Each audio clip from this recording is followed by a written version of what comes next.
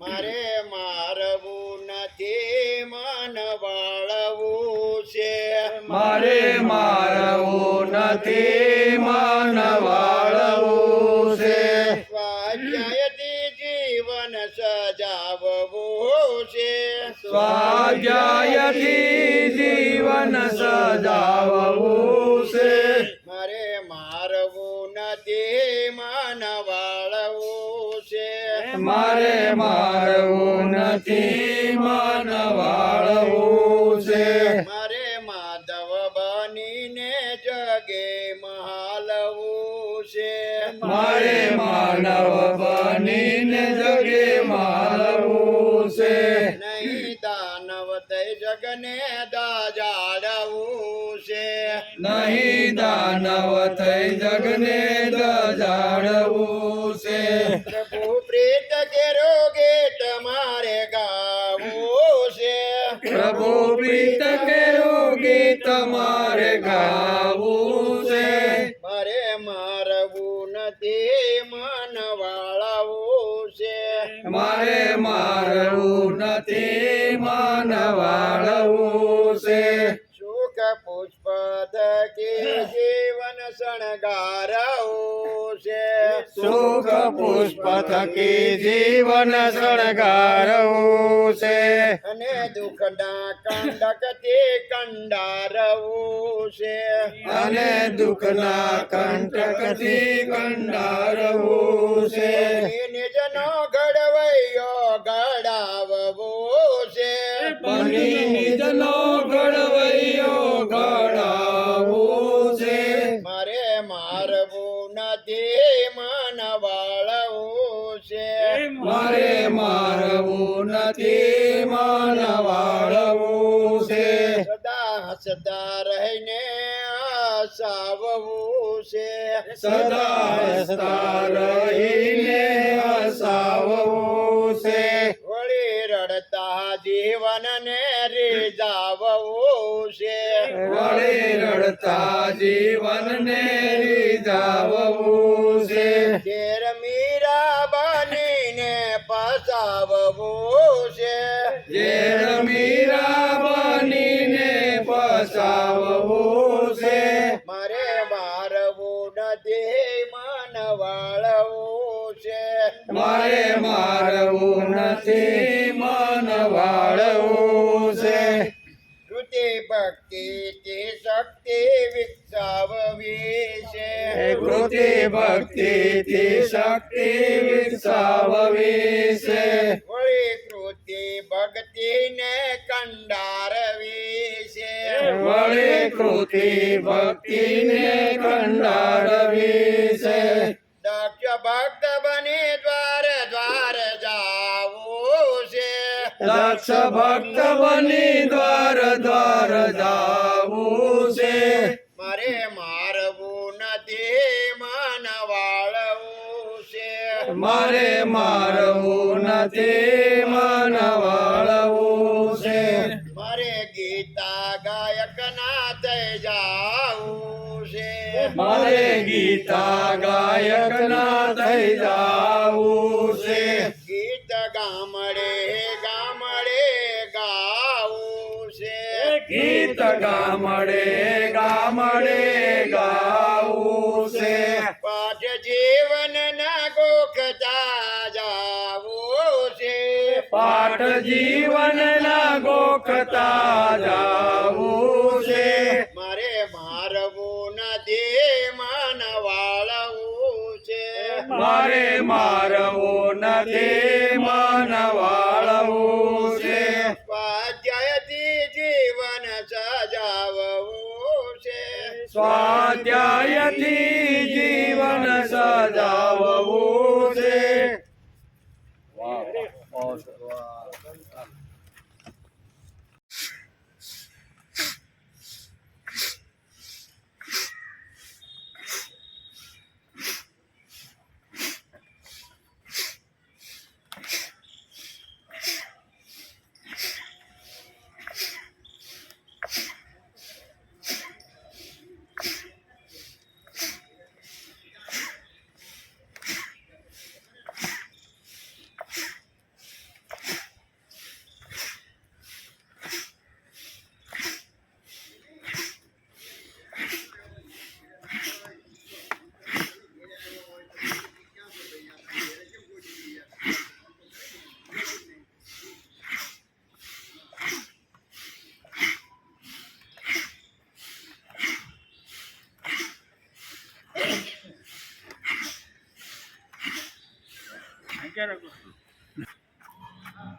પૂરું ન થઈ જાય હું જો હાલ.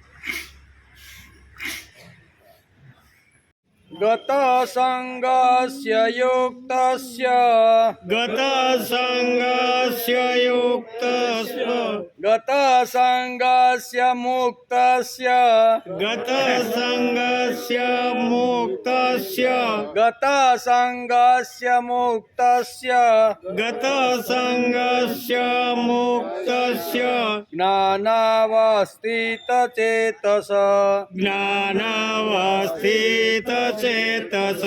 ज्ञानावस्थितचेतस ज्ञानावस्थितचेतस गत संगस्य मुक्तस्य ज्ञानावस्थितचेतस गतस्य मुक्तस्य ज्ञानावस्थितचेतस यज्ञायाचरत कर्म यज्ञायाचरत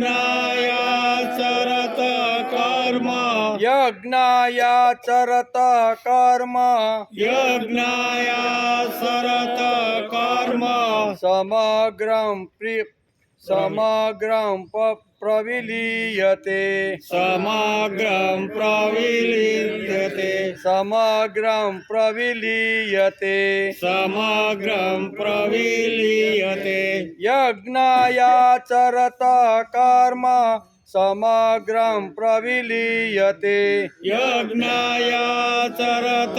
कर्म समग्रं प्रविलीयते यज्ञायाचरत कर्म समग्रं प्रविलीयते यज्ञायाचरत कर्म समग्रं प्रविलीयते गत संगस्य मुक्तस्य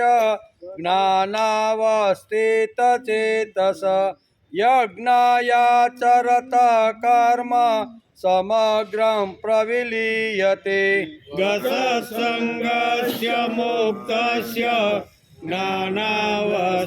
ज्ञानावस्थितचेतस यज्ञायाचरत कर्म समग्रं प्रविलीयते ब्रह्मार्पण ब्रह्महवि ब्रह्मार्पणं ब्रह्मार्पि ब्रह्मार्पण ब्रह्महवि ब्रह्मार्पणं ब्रह्मार्पि ब्रह्माग्नो ब्रह्मणाहुतं ब्रह्माग्नो ब्रह्मणाहुतं ब्रह्माग्नो ब्रह्मणाहुतं ब्रह्माग्नो ब्रह्मणाहुतं ब्रह्मार्पण ब्रह्महवि ब्रह्माग्नो ब्रह्मणाहुतं ब्रह्मार्पणं ब्रह्मार्पि ब्रह्माग्नो ब्रह्मणाहुतं ब्रह्मेव तेन गन्तव्यं ब्रह्मेव तेन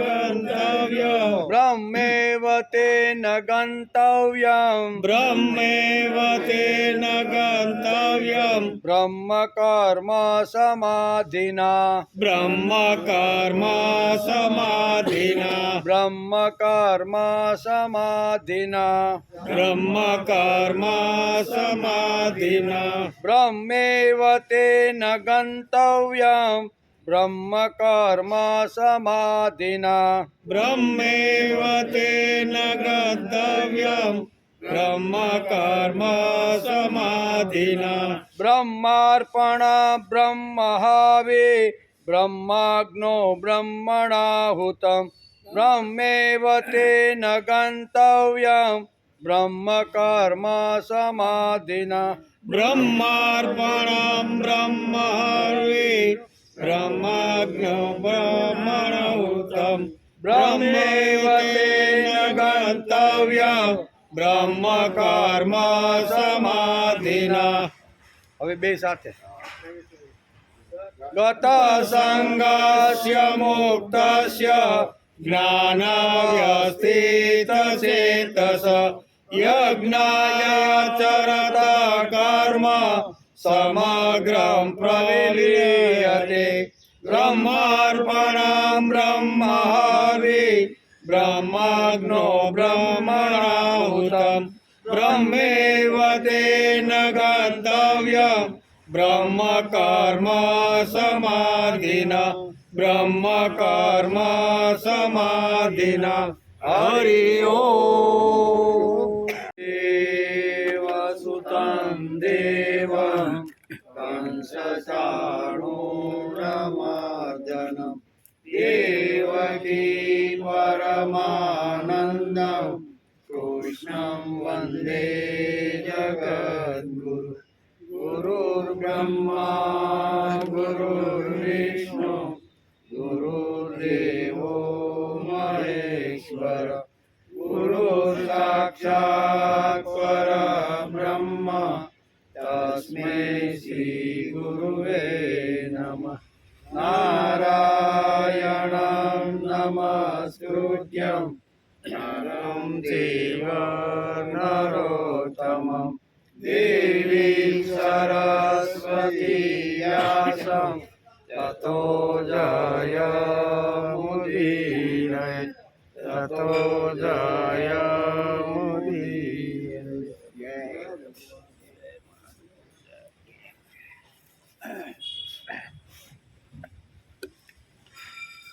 ગત સંગસ્ય મુક્તસ્ય જ્ઞાનાવસ્થિત ચેતસ યજ્ઞાયાચરત કર્મ સમગ્રમ પ્રવિલીયતે. ગતસ્ય સંગસ્ય આ શ્લોકમાં પ્રથમ શબ્દ ભગવાને વાપર્યો છે. કયો? જેની આસક્તિ. ગતસ્ય સંગસ્ય એટલે જેની આસક્તિ સર્વથા નાશ પામી ચૂકી છે, જે મુક્ત થઈ ગયો છે. જ્ઞાનાવસ્થિત ચેતસ જેની બુદ્ધિ સ્વરૂપના જ્ઞાનમાં સ્થિત છે એવા કેવળ યજ્ઞાય આચરત સમગ્રમ કર્મ પ્રવિલીયતે. એવા કેવળ યજ્ઞને અર્થે કર્મ કરનારા મનુષ્યના સમસ્ત કર્મો નષ્ટ થઈ જાય છે. યજ્ઞ કર્મની વાત ભગવાને આ શ્લોકની અંદર જે મહાપુરુષોનું વર્ણન અત્યારે ચાલી રહ્યું છે, એના ગુણો કેવા હોય, એનું જીવન કેવું હોય, એ ભગવાન અત્યારે આ શ્લોકોમાં કહી રહ્યા છે. જેની આસક્તિ સર્વથા નાશ પામી ચૂકી છે, જે મુક્ત થઈ ગયો છે. કેવા? મુક્ત થઈ ગયો છે. મુક્ત થવાના પ્રયત્ન તો બધા આત્મહંતિના શ્લોકમાં બધા કર્યા, પણ હવે જે મુક્ત થઈ ગયેલો જે જીવાત્મા છે એનું વર્ણન ભગવાન કરે છે કે જેની બુદ્ધિ સ્વરૂપમાં જ્ઞાનમાં સ્થિત છે એવા કેવળ યજ્ઞને અર્થે કર્મ કરનારા મનુષ્યના સમસ્ત કર્મો નષ્ટ થઈ જાય છે. જે શું કહેવાય, જે ભગવાન સુધી પોગીને મુક્ત થઈ ગયો છે એવા લોકોએ પણ કર્મ કરવા જોઈએ. તો એને કયા કર્મ કરવાના? તો અહીં યજ્ઞની વાત. યજ્ઞીય કર્મ કરીને તેઓ અહીં કહે છે સમસ્ત કર્મો એમના નષ્ટ થઈ જાય છે. યજ્ઞીય કર્મ કરે એટલે કરેલા કર્મો બધાય એના શું કહેવાય, એની પાછળ લાગતા નથી, એની અંદર આસક્ત થતા નથી. એવું વર્ણન ભગવાને અહીંયા કર્યું. કર્મ કરનાર મનુષ્યના સમસ્ત કર્મો નષ્ટ થઈ જાય છે. એમ આ શ્લોકની અંદર ભગવાન સમજાવે. એનો આજે આપણે વિચાર કરવાનો છે.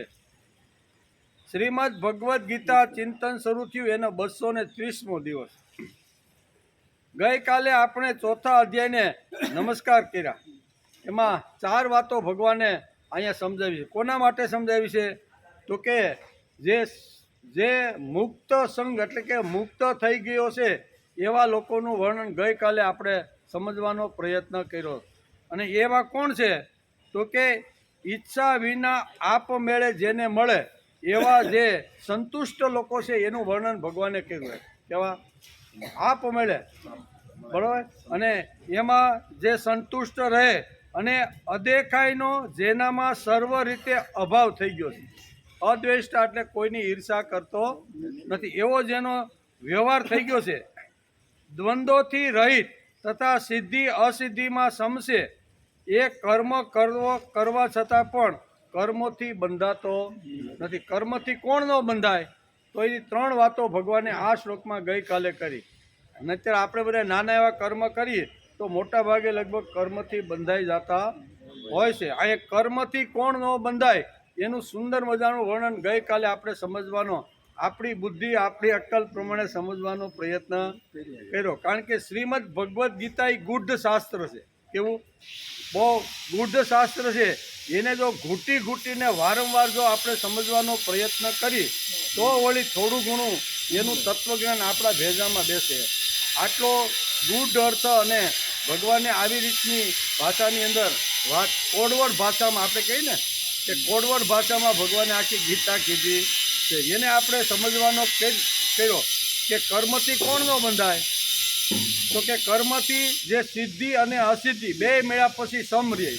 બરાબર? સિદ્ધિ મળે તો ફૂલાઈ ન જાય અને અસિદ્ધિ પ્રાપ્ત થાય તો શું કે મરી ન જાય. આવી રીતનો જે છે ને એ કર્મો કરવા છતાં બંધાતો નથી એવું વર્ણન છે. તેથી ગઈકાલે કૃત્વાપી ન નિબધ્યતે આ સ્થિતિ પર પહોંચેલા ભક્તનું વર્ણન ભગવાને કરેલું. આવી સ્થિતિ ઉપર જે પહોંચી ગયા છે એનું વર્ણન ભગવાને ગઈકાલે કરેલું. એટલે કે આ સ્થિતિ ઉપર પહોંચેલો ભક્ત કર્મ બંધનમાં ન પડે પણ કર્મ ફળોનો સ્વીકાર જ એટલે કે સ્વીકારવા પડતા હશે. તો અર્જુનનો પાસો એમ છે કે ભગવાન તમે કીધું આ સિદ્ધ પુરુષો આવી રીતના છે કે જે કર્મ ફળ એને કંઈ ચીટકી બેસતું નથી પણ કર્મ તો કરે જ છે. તો કર્મ કરે છે તો એને ફળ તો ગમે ત્યારે મળવાનું તો છે. તો એમાં એ ચીટકી બેસે તો આવો પ્રશ્ન જ્યારે આવી શકે. તેથી તેના કરતાં ઉપરની સ્થિતિ પર પહોંચેલા ભક્તનું વર્ણન અહીંયા આજે 23મા શ્લોકમાં ભગવાન કરે છે. અહીંયા અર્જુનનો પ્રશ્ન છે કે ભગવાન તમે તો એમ કીધું કે સિદ્ધિ અસિદ્ધિ પ્રાપ્ત થાય તો પણ જેનું મન આડાઅવળું થતું નથી, જેને દ્વંદ્વ આવે, સુખ આવે, દુઃખ આવે, યશ મળે, અપયશ મળે, છતાં જે પોતાના જીવનમાં સ્થિર ઊભો રહે છે, છતાંય કર્મ કરે છે અને કર્મ કર્યા પછી ફળ તો આવવાનું, તો ફળ આવે તો પછી શું એવો પ્રશ્ન કરે છે. ત્યારે ભગવાન અહીંયા 23મા શ્લોકની અંદર એના કરતાં પણ ઉપર ગયેલા જે જીવાત્માઓ છે ને એનું વર્ણન ભગવાન આ 23મા શ્લોકમાં કરે છે. આવા શ્લોકો વાંચ્યા પછી આવી શંકા આવી શકે. તેથી તેના કરતાં ઉપરની સ્થિતિ પર પહોંચેલા જે ભક્તોનું વર્ણન કરતા ભગવાન કહે છે તે સ્થિતિમાં તેના બધા કર્મો ખલાસ થઈ જાય. ટોચની સ્થિતિમાં પહોંચ્યા પછી બધા જ કર્મો એના ખલાસ થઈ જાય છે. પછી એને ફળની પ્રાપ્તિ રહેતી નથી. એમ કે યદચ્છા લાભ સંતુષ્ટોની સ્થિતિમાં પુરુષોત્તમ છે. તેના કરતાં ઉપરની એક સ્થિતિ 23મા શ્લોકમાં ભગવાને સમજાવી છે. પુરુષોત્તમની સ્થિતિ કઈ છે? તો કે યદૃશા લાભ સંતુષ્ટ. આ ગુણ જેણે કેળવા છે, આવું જીવન જેણે બનાવ્યું છે ને એના માટે ગીતાકારે પુરુષોત્તમ શબ્દ વાપર્યો છે. અને પુરુષોત્તમની ઉપરની એક જે સ્થિતિ છે ને એ સ્થિતિનું વર્ણન ભગવાન અહીંયા 23મા શ્લોકની અંદર કરે છે. એને આજે આપણે સમજવાનો છે. જે આસક્તિ રહિત જ્ઞાનમાં જેનું મન સ્થિત થયું છે, જે યજ્ઞને માટે આચરણ કરે છે, તે મુક્ત પુરુષના સંપૂર્ણ કર્મો નષ્ટ થઈ જાય છે. એટલે એના ફળ પણ એના જે હોય એ બધા નષ્ટ થઈ જશે. તેથી ચોથા અધ્યાયના 23મા શ્લોકમાં ભગવાન પોતે જ અહીં વર્ણન કરે છે. ગત સંગસ્ય મુક્તસ્ય જ્ઞાનાવસ્થિત ચેતસ યજ્ઞાયા ચરત કર્મ સમગ્રમ પ્રવિલીયતે. કેમ કે આસક્તિ રહિત જ્ઞાનમાં સ્થિત એટલે કે સ્થિત મનવાળા યજ્ઞને માટે આચરણ કરનાર મુક્ત પુરુષો છે. ભલે મુક્ત થઈ ગયેલો છે, મારી પાસે આવી ગયેલો છે, પણ યજ્ઞના ભાવથી યજ્ઞીય ભાવથી જે પાછું કર્મ કરે છે એ મુક્ત થઈ ગયેલો જીવ છે. યજ્ઞ એટલે આપણે આની પહેલાં ત્રીજા અધ્યાયમાં યજ્ઞના ઘણા બધા શ્લોકો ભગવાને ખૂબ જ યજ્ઞ ઉપર ભાર દઈ અને યજ્ઞનું વર્ણન કરેલું હતું. યજ્ઞ એટલે પ્રભુ કાર્ય. કેવું? યજ્ઞ એટલે સત્કાર્ય. આપણે જે સત્કાર્ય સમાજમાં કોઈ પણ પ્રકારની અપેક્ષા રાખ્યા વિના જો કરતા હશું ને તો એને સત્કર્મ કહેવામાં આવે છે. એને પ્રભુ કાર્ય કહેવામાં આવે છે. એટલે પ્રભુ કાર્ય કરવાવાળા જે યજ્ઞ કરવાવાળા છે એને કર્મ પણ મુક્ત સંગસ્ય શબ્દ શું વાપરો છે? એવા આત્માઓ તો મુક્ત થઈ ગયેલા છે. એ યજ્ઞીય કાર્ય સમજી અને કર્મ કરતા રહેલા છે. જેની આસક્તિ સર્વથા નાશ પામી ચૂકી છે. કેવી? કોઈ પ્રકારની એને આસક્તિ રહી નથી. જે દેહાભિમાન તથા એટલે કે સમત્વ વિનાનો થઈ ચૂક્યો છે, જેનું ચિત્ત નિરંતર પરમાત્માના જ્ઞાનમાં સ્થિર રહે છે, એવા મુક્તાત્માનું વર્ણન ભગવાને આ શ્લોકની અંદર કર્યું છે. મુક્ત સંગસ્ય કીધું ને, ગત સંગસ્ય મુક્તસ્ય. આ શબ્દ શરૂઆતના 2 શબ્દો ભગવાને વાપર્યા છે. એવા કેવળ યજ્ઞ સંપાદનને અર્થે કર્મ કરનાર મનુષ્યના સમસ્ત કર્મો પૂર્ણ રીતે વિલીન થઈ જાય છે એમ ગીતાકાર કહે છે. મારે કોઈને માટે ઉપકાર કરવા માટે પણ કરવો નથી, અથવા કર્યા પછી મને કાંઈ ભૌતિક વસ્તુ પ્રાપ્ત થાય, મારો સ્વાર્થ થાય એના માટે કર. તો એના પછીનું કર્મ કયું?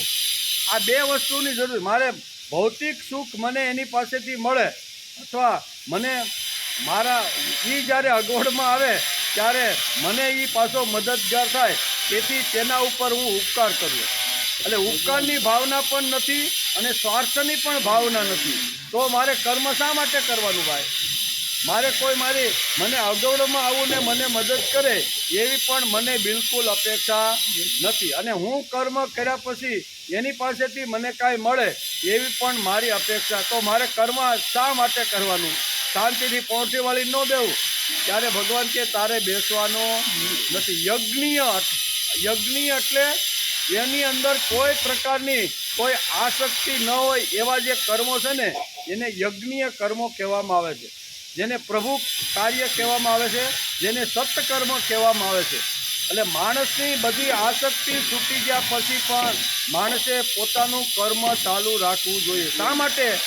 તો યજ્ઞીય ભાવથી માણસે કામ કરવાનો પ્રયત્ન કરવો જોઈએ એમ કે છે.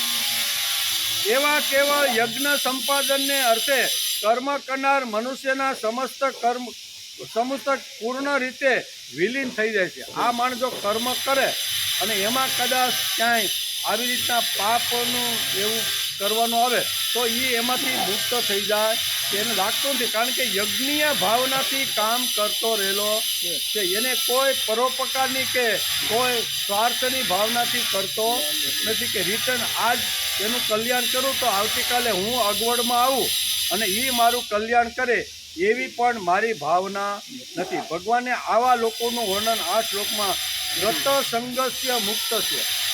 સંગસ્ય ગત એટલે જેના આવી રીતનો જેનો સંગ છે ને એ આસક્તિથી વિલીન થઈ ગયો છે.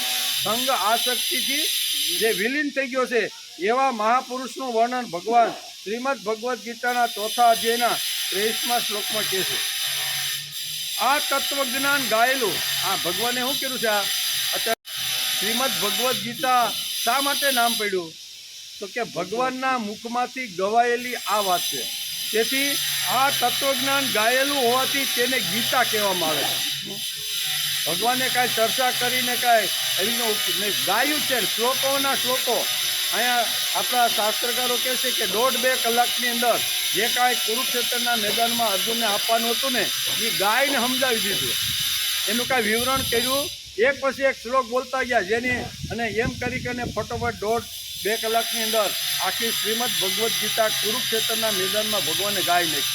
એટલે જે ગાયેલું હોય એને ગીતા કહેવામાં આવે છે. તેથી આ તત્વજ્ઞાન ગાયેલું હોવાથી તેને ગીતા કહેવામાં આવે છે. આ ગીતામાં ધર્મ, ભક્તિ અને જીવનના સિદ્ધાંતો ભગવાને ગાયેલા. કેવા? ધર્મ, ભક્તિ, અધ્યાત્મ અને કર્મયોગના બધા જે કાંઈ સિદ્ધાંતો છે એ બધા સિદ્ધાંતો ભગવાને ગાયેલા છે. વિવરણ લાંબુ કરેલું નથી. કોઈ પણ સિદ્ધાંત સમજાવવાનો હોય તો એને ગાયને ભગવાન અર્જુનને સમજાવવાનો પ્રયત્ન કરે. તેથી અહીંયા આજે આ ગ્રંથનું નામ શ્રીમદ ભગવદ્ ગીતા પડ્યું, એટલે ગીતા પડ્યું. બીજી વાત, આ ધર્મો અને સિદ્ધાંતો કોણે ગાયા? કુરુક્ષેત્રના મેદાનની અંદર આ ધર્મો અને ધર્મના જે સિદ્ધાંતો હતા, બરોબર, કોણે ગાયા? તો કે ભગવાને ગાયા. કે આ ધર્મો અને ધર્મોના સિદ્ધાંતો કોણે ગાયા? તો કે સદગુણેશ્વર ભગવાન શ્રી કૃષ્ણએ ગાયા. સદગુણેશ્વર શ્રી ભગવાને આ એના મુખારવિંદમાંથી જે શબ્દો નીકળે ને એ આપણા માટે પવિત્ર અને દિવ્ય વાણી બની ગઈ, અને એનું અત્યારે આપણે અધ્યયન અભ્યાસ કરી રહ્યા છે. આપણો આ અભ્યાસ છે, બરાબર ને? શ્રીમદ ભગવદ્ ગીતા સમજવા માટે આપણે થોડોક પ્રામાણિક પ્રયત્ન કરી શકીએ. ભાઈ, એક એક શ્લોકની અંદર ભગવાને શું ગાયું, આ શ્લોકની અંદર ભગવાને કયો સિદ્ધાંત કીધો, આ શ્લોકે જે સિદ્ધાંત કીધો એ મારા જીવનમાં મને ક્યાં ઉપયોગી છે, સમાજ જીવનમાં ક્યાં ઉપયોગી છે, કુટુંબમાં ક્યાં ઉપયોગી છે, એ બધા સિદ્ધાંતો જે ભગવાને અલગ અલગ કીધા એ સિદ્ધાંતોને આપણે સમજવાનો પ્રામાણિક પ્રયત્ન કરી સહી. એટલે કહે છે ને કે આ ધર્મો અને સિદ્ધાંતો કોણે ગાયા? તો કે સદગુણેશ્વર યુક્ત ભગવાન શ્રી કૃષ્ણે ગાય છે. તેથી શ્રીમદ ભગવદ્ ગીતા નામ પડ્યું. તે આ નામ શું પડ્યું? તેથી જ આ શ્રીમદ ભગવદ્ ગીતા એવું નામ પડ્યું. એમ કે આ ગીતાનું ગાન ભગવાને કોઈને સમજાવવા માટે કર્યું છે? પ્રશ્ન થાય. ભાઈ, કોઈ રિહાઈ ગયો તો કે જેમ દીકરો રિહાય અને પછી બાપ એને સમજાવે, એટલે શ્રીમદ ભગવદ્ ગીતાનું જે જ્ઞાન છે, જે તત્વજ્ઞાન છે, ભગવાને જે સિદ્ધાંતો કીધા છે એ સિદ્ધાંતો શું કોઈને સમજાવવા માટે કે કોઈને આવી રીતના કરવા માટે કીધા છે? તો કે ના, કોઈને સમજાવવા માટે ભગવાને આ ગાયેલું નથી. એમ કે આ ગીતાનું જ્ઞાન ભગવાને કોઈને સમજાવવા માટે ગાયું નથી. તો શું ભગવાને પોતાને વિદ્વતા બતાવવા માટે આ ગાન કર્યું છે અર્જુનની સામે કે ભાઈ હું વિદ્વાન છું ને તારી અંદર અક્કલ ઓછી છે, જ્ઞાન ઓછું છે, એટલે હું તને ઉપદેશ અને જ્ઞાન આપું છું? આના માટે ભગવાને આ ગાયું છે? તો ખરેખર ઊંડો જો આપણે અભ્યાસ કરીને તો એ ગીતાની અંદર એવો એક સૂર નીકળે છે કે ભગવાને કાંઈ કોઈને સમજાવવા માટે અથવા કોઈની વિદ્વતા ભગવાનની પોતાની બતાવવા માટે આ જ્ઞાન કુરુક્ષેત્રમાં ગાયું નથી. તો ગાયું શા માટે છે? પ્રશ્ન આપણે એમ થાય કે શ્રીમદ ભગવદ્ ગીતાનું ગાન ભગવાને કુરુક્ષેત્રના મેદાનમાં શા માટે કર્યું? પોતાની વિદ્વતા બતાવવા માટે ભગવાને ગાયું નથી. કોઈ આવી રીતનો રિહાઈ ગયો છે ને છોકરો, તો રિહાઈ ગયેલા છોકરાને મનાવવા માટે ભગવાને આ ગાયું નથી. તો ભગવાને પોતાના સ્વતત્વનું મંડન અને પરમતનું ખંડન કરવા ગાયું. મારો મત શ્રેષ્ઠ છે અને બીજાનો મત નબળો છે, એ સાબિત કરવા માટે ખંડન મંડન ભગવાને કરીને આ તત્વજ્ઞાન ગાયું. તો આ તત્વજ્ઞાન ખંડન અને મંડન કરવા માટે ગાયું નથી. ભગવાને પોતાનો સ્વમત મંડન કરીને સમજાવવાનો પ્રયત્ન કર્યો નથી. બીજા મતનું ખંડન કરીને મારો મત શ્રેષ્ઠ છે, મારું જ્ઞાન શ્રેષ્ઠ છે એવું પણ ભગવાન આ ગીતાની અંદર કહેવા માગતા નથી. તો ગીતા ગવાય શા માટે? જો આવું ન હોય, કોઈને મનાવવાનું ન હોય, કોઈની વિદ્વતા બતાવવાની ન હોય, ખંડન મંડન જો કરવાનું ન હોય, તો ભગવાને આટલો પરિશ્રમ કર્યો શા માટે? મેદાનમાં તો પરિશ્રમ કર્યો ને ભાઈ, 1.5-2 કલાક સુધી એ માથાકૂટ તો કરી જ છે. તો એ કરી શા માટે? તો કે ભગવાને કોઈને મનાવવાનો હતો તો કે નહીં? તો શા માટે કહ્યું? તો કોઈને પણ મનાવવાનો પ્રશ્ન આવ્યો તો ત્યાં લાચારી આવે ને સીધી જ વાત છે ને. આપણો દીકરો 2-3 દીથી રિહાણો હોય, કામ કરતો ન હોય, કાંઈ બોલતો ન હોય, પછી બાપને અકળામણ થાય કે આને ગમે એમ કરીને મનાવી. એટલે મનાવી એટલે લાચારી તો આવે જ નહીં. પછી દીકરો મંડે શરત મૂકવા, આ શરત હોય ને તો હું માનું એ કે બરાબર ને. તમે મને એકવાર મેળામાં લઈ જાઓ ને તો હું માનું એ કે. એટલે શરત મૂકે કે નહીં. નાનો છોકરો 8-10 વર્ષનો જ્યારે આવી રીતે રિહાઈ જાય ત્યારે બાપ ઘણીવાર મનાવવા પ્રયત્ન કરે અને પછી શરત મૂકે. શું મૂકે? મને મેળામાં લઈ ગયો, ત્યાં થોડાક રમકડા લઈ ગયો, હું કહું એ શું કહેવાય, હમણાં પીઝાની વાત આવીને એ થોડું ઘણું ખાવા ખાણીપીણીમાં તમે લઈ જાઓ ને તો હું આવું. એટલે કોઈ પણ જગ્યાએ મનાવવાની વાત આવે ત્યાં લાચારી આવે ને આવે. નમતું મૂકવું જ પડે બાપને. તો શું અહીંયા લાચારીથી ભગવાને આ ગાન ગાયું છે? તો કે નહીં, લાચારી કરવા ભગવાન કોઈ દી કોઈની લાચારી કરતા નથી. જેમ કે કોઈ પણને મનાવવાનો પ્રશ્ન આવ્યો કે ત્યાં લાચારી આવી, પછી ભલે તે બાપ દીકરાને મનાવતો હોય કે પતિ પત્નીને મનાવતા હોય, ગુરુ શિષ્યને મનાવતો હોય, કોઈ પણ જગ્યાએ મનાવવાની વાત આવી એટલે થોડીક લાચારી આવે ને થોડુંક હળવું તો સમાધાન કરવામાં તો હળવું તો કરવું પડે. તો શું કુરુક્ષેત્રના મેદાનની અંદર જે ભગવાને અહીંયા મધ્ય ભાગની અંદર જે કુરુક્ષેત્રમાં જે ગીતા કીધી તે શું કોઈને મનાવવા માટે કીધી? તો કે ના, કોઈને મનાવવામાં લાચારી, ભગવાને કાંઈ લાચારી કરી નથી. ભગવાને તો બહુ સ્પષ્ટ કહી દીધું છે ભાઈ, મારે તને જે કહેવાનું છે ને ભાઈ એ બધું તત્વજ્ઞાન મેં તને કહી દીધું છે. તારી બુદ્ધિમાં ઉતરે, તને કરવા જેવું લાગે, તને લડવા જેવું લાગે તો લડ, નકર હા. એટલે કહેવાનો અર્થ કે ભગવાને પણ આવું સ્પષ્ટ કહી દીધું છે. તેથી કોઈને પણ મનાવવાનો પ્રશ્ન આવ્યો કે ત્યાં લાચારી આવે જ, પછી ભલે તે બાપ દીકરાને મનાવતો હોય, પતિ પત્નીને મનાવતો હોય કે ગુરુ શિષ્યને મનાવતા હોય, વૈશ્વિક માનવજીવની આધારશિલા રૂપ ગીતા ગ્રંથ હોય તો તેમાં કોઈને મનાવવાની વાત આવે જ નહીં. આખી વિશ્વને જે માર્ગદર્શન આપે એવો જો પરમ પવિત્ર ગીતા ગ્રંથ હોય તો એમાં કોઈને મનાવવાની વાત આવે જ નહીં. ભગવાને જે કાંઈ કહેવાનું હતું ને એ 1.5-2 કલાકમાં એને સમજાવી દીધું, બરાબર ને. એટલે કહેવાનું હતું મનાવવાનું. ગીતામાં સ્વમત ખંડન, પરમત ખંડન, પાંડિત્ય પ્રદર્શન કે એવી કોઈ જ વાત ભગવાને કરી નથી. એ તો ભગવાને સરળ સીધી ભાષાની અંદર જે કાંઈ તત્વજ્ઞાન હતું ને, જે વિજ્ઞાન હતું ને, એ બધું વિજ્ઞાન, તત્વજ્ઞાન અને જ્ઞાન સરળ સીધી ભાષામાં અહીંયા કહેવાનો પ્રયત્ન કર્યો છે. તેથી ગીતામાં સ્વમત ખંડન, પરમત ખંડન, પાંડિત્ય પ્રદર્શન કે તેની કોઈ પણ અન્ય એવી કોઈ વાત હતી જ નહીં. તો શું હતું ભાઈ? તો ગીતા ગવાય શા માટે? અને આટલી સરસ મજાની ગીતા આખા વિશ્વને માર્ગદર્શન મળે એવું તત્વજ્ઞાન એમાંથી નીકળ્યું શા માટે ભગવાનના મુખારવિંદમાંથી? તો એક પ્રશ્ન થાય છે. એટલે કે અહીં અતિ પ્રેમને લીધે જગદંબાના સ્તનમાંથી ધાવણ સ્રવવા લાગ્યું છે, તેની પછવાડે કઈ હેતુ છે કે નહીં? અહીંયા અર્જુનનો જે કાંઈ પ્રશ્ન, અર્જુનની જે કાંઈ મૂંઝવણ હતી ને એ મૂંઝવણ ભગવાનને જોઈ અને જેમ જગદંબાના મુખારવિંદમાંથી જેમ વાણી સરવા લાગે અથવા ગાય વિયાણા પછી એના સ્તનમાંથી જે દૂધની સ્ત્રાવ વહેવા લાગે, પ્રથમ જ્યારે બાળકને જન્મ આપે છે ત્યારે માતાના સ્તનમાંથી જેમ દૂધની સ્ત્રાવ વહેવા લાગે, એવી જ રીતે અહીંયા અર્જુનના પ્રશ્નથી ભગવાનના મુખારવિંદમાંથી આવી એક વાણી સરવા લાગી, બરોબર છે. કારણ કે એને કહી જ દીધું. એમ આપણે આગળ વાંચીએ તો ખબર પડે કે બીજા અધ્યાયના 4થા શ્લોકમાં શિષ્યસ્તેહમ સાધિમામ તામ પ્રપન્નમ. એટલે ભગવાનને હવે કીધા વગર, ગાયા વગર, બોલ્યા વગર છૂટકો નથી. શા માટે? તો કે હું તમારો શિષ્ય બનીને તમારા શરણે આવ્યો છું. મારું જેમાં શ્રેય હોય, મારું જેમાં કલ્યાણ હોય, મારું જેની અંદર વિશિષ્ટ પ્રકારની હોય ને એ તમે મને કહો. એટલે અહીંયા અંતે તો ભગવાનનું કલ્યાણ અર્જુનને કરવાનું હતું.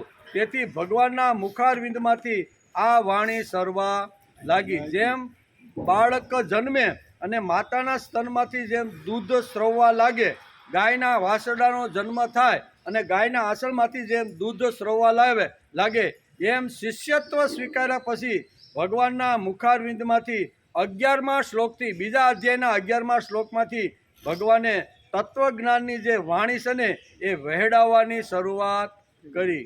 બરાબર, 11 થી 30 શ્લોક સુધી ઘેરે જઈને વાંચજો. 11 થી 30 શ્લોકની અંદર ભગવાને તત્વજ્ઞાન કીધું છે. બરાબર ને? એ તત્વજ્ઞાન એટલું બધું જબરજસ્ત તત્વજ્ઞાન છે કે આખા વિશ્વને એ માર્ગદર્શન આપ્યા. 20 શ્લોકની અંદર ભગવાને ઠાસીને 11 થી 30 શ્લોકમાં સુંદર મજાનું આવી રીતનું તત્વજ્ઞાન ભરી દીધું છે. એ નીકળ્યું કેમ ભાઈ? તો કે અર્જુન ઉપરના આત્યંતિક પ્રેમને હિસાબે. જેમ વાસરડા ઉપર આત્યંતિક પ્રેમ હોય અને ગાયના આંચળમાંથી દૂધ શ્રેવા વગર રહેતું નથી. શા માટે? કે ગાયને પોતાના વાસરડા ઉપર આત્યંતિક પ્રેમ છે. માને પોતાના જન્મનારું બાળક ઉપર આત્યંતિક હૃદયનો ભાવનો પ્રેમ છે. તેથી 2 કલાક પહેલાં એના સ્તનમાં દૂધ નહોતું અને જેવો બાળક જન્મો તો સ્તનમાં દૂધ આવ્યું ક્યાંથી? આ પ્રેમની ધારા છે. કેવી?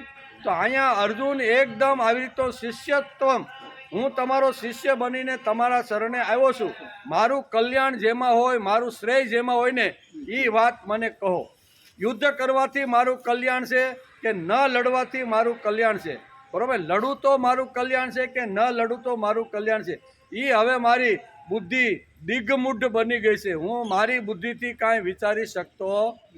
આવું શરણ જે લે ને તો ભગવાનના મુખારવિંદમાંથી નીકળે. આપણે જ કંઈ સાંભળું ને કાં ખખેર વેચતા સાંભળવું જેવું થોડું છે કાંઈ. બરાબર, પણ અહીંયા કહે છે કે આવી રીતનું છે એના મુખારવિંદમાંથી આ વાણી નીકળે છે અને એ વાણીનો આપણે અભ્યાસ કરી છે. તેથી આ જે પરમાત્માઓ છે, મહાત્માઓ છે, મહાપુરુષો છે, એના કરતાં ટોચની એક સ્થિતિ ભગવાન આ 23મા શ્લોક એના કરતાં પણ ઊંચી છે. મહાપુરુષો, સંતો, આચાર્યો જે થઈ ગયા ને એ જે ભગવાનના લાડકા બની ગયા ને એના કરતાં પણ એક ટોચની સ્થિતિ ઉપર ભગવાને એક એવું ચરિત્રનું વર્ણન કરે છે કે ગત સંગસ્ય મુક્તસ્ય. શું કહે છે? આ શ્લોકનો પહેલો શબ્દ ગત સંગસ્ય, જેના દરેક પ્રકારે આસક્તિ છે, મોહ છે, કામના છે, વાસના છે, બિલકુલ નથી. બરાબર, એવા જીવનું વર્ણન ભગવાન કરે છે. અને એ મુક્ત જે થયેલો છે ને એ મુક્ત થયેલાએ પણ યજ્ઞ કરવો જોઈએ. એવી વાત આ શ્લોકની અંદર ભગવાન આપને સમજાવવા માગે છે. લીધે જગદંબાના સ્તનમાંથી ધાવણ સ્રવવા લાગ્યું છે. તેની પછવાડે કોઈ હેતુ છે કે નહીં? આ હેતુ છે. ભગવાનને પોતાના લાડકા દીકરા માટે જે પ્રશ્ન પૂછ્યો ને એટલે ગીતાની સરવાણી શરૂ થઈ ગઈ એમ કે. પછી અહીં અતિ પ્રેમને લીધે જગદંબના સ્તનમાંથી સ્રવવા લાગ્યું. સ્તન્યદાયની માતા પાસેથી દૂધ ખેંચવાની પણ જરૂર પડતી નથી. એવું જે સ્તન્ય મળ્યું છે તે ગીતા છે અને એમાં જ ગીતાનું મહત્વ.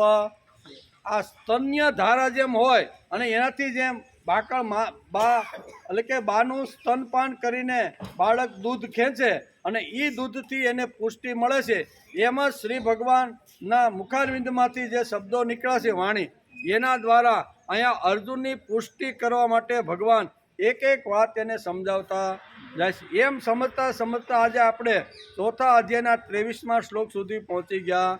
મહાત્માનું વર્ણન કર્યું. ગત એટલે કે જે આવી રીતના આચાર્યો છે, સંતો છે, એ બધાનું વર્ણન કરતાં અહીંયા ભગવાન એક ઉપરની ટોચની સ્થિતિ ઉપર પહોંચેલો જે જીવ છે ને એનું ભગવાન વર્ણન આ શ્લોકમાં કરે છે. શ્રીમદ ભગવદ્ ગીતાના આ શ્લોક સમજવા માટે રોજ અભ્યાસ કરવો જોઈએ. તેથી આપણે રોજ કરી છીએ. આ બહુ અઘરું છે. ગીતાના શ્લોકો કાંઈ એકવાર સાંભળવાથી કે એકવાર એનું વર્ણન કરવાથી કે બોલવાથી માણસને યાદ પણ રહેતું નથી ને જીવનમાં પણ આવતું નથી. તેથી વારંવાર ઘૂંટીને સારા જે શ્લોકો છે ને એનું પારાયણ કરતું રહેવું. તેથી શ્રીમદ ભગવદ્ ગીતાના આ શ્લોકો સમજવા માટે રોજ અભ્યાસ કરવો જોઈએ અને સ્વાધ્યાય કરવો જોઈએ. તો જ તત્વજ્ઞાનના શબ્દો સમજાય, નહીંતર સમજાય.